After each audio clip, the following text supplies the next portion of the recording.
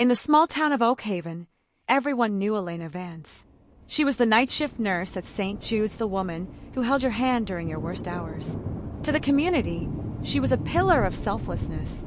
But on the morning of October 12th, the shift ended, the hospital doors swung open, and Elena walked into a fog that she would never walk out of. When her car was found idling at the edge of the Blackwood Preserve, door open, purse on the seat, but Elena gone, the town didn't just feel fear. They felt a collective heartbeat skip. Initially, the theory was simple, a random predator in the woods. But as the static of the investigation cleared, the woman in the white uniform began to disappear, replaced by someone the town didn't recognize at all. Local law enforcement focused on the random act theory. A drifter seen at a local gas station. A recently paroled convict living 3 towns over. The community was terrified of a monster in the shadows. Elena's boyfriend of 5 years, Marcus, a local high school coach, was the face of the search parties, tearfully pleading for her return on the evening news. But then, the digital forensic report came back from Elena's laptop. Elena wasn't just a nurse. She was a woman drowning in debt from a gambling addiction that had spiraled out of control. But that wasn't the secret that broke the case. The logs revealed a series of desperate, late-night messages to a private number. She wasn't being stalked. She was being blackmailed.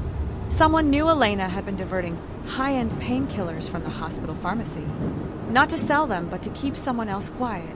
Investigators tracked the private number to a burner phone purchased 40 miles away. The GPS pings on the night of the disappearance didn't lead to a drifter or a convict. They led to the one person who knew the hospital's layout as well as Elena did, Chief Nurse Sarah Miller. Sarah wasn't just Elena's boss, she was her mentor. She had discovered Elena's theft months ago, but instead of reporting it, Sarah saw an opportunity. She had been using Elena to funnel thousands of dollars worth of medication into an illegal offshore ring. When Elena finally broke and threatened to go to the FBI, the mentorship ended and the disappearance began. Sarah Miller didn't kill a stranger. She killed the woman who trusted her most to protect her own reputation.